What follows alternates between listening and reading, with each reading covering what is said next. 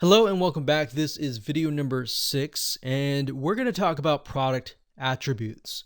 Now here's what I mean by product attributes. To give you the best example, I'm going to go to a site called Alibaba.com. I did a search for a t-shirt. T-shirts are a great example of this. So you have size and you have color. Underneath size we have things like small, medium, large. Color, we have all sorts of different colors. Now, what I want you to understand is these are the attributes. So size is the attribute. Color is the attribute. What are these? These are what we call values. Now, the reason why I'm telling you this is because that is what it's called under WooCommerce.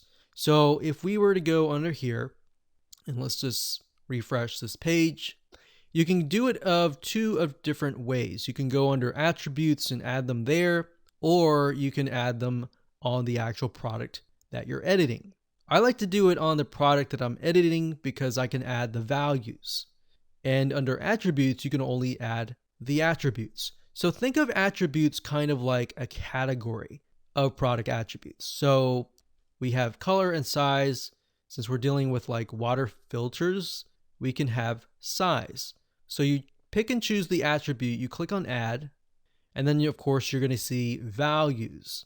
So the values for size would be something like small, and then you type that in and then you click add new. And then we can type in medium.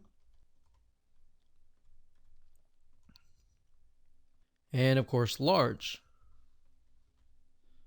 Click add new, enter that here, click OK.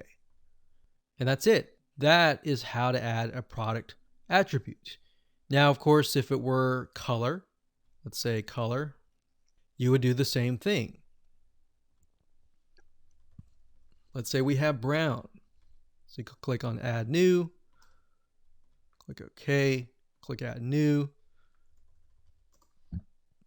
green, click add new, white, and we click save attributes. So now we can click update.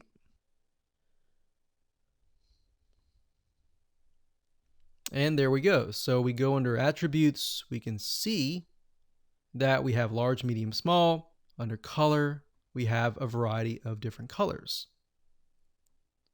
And that's it.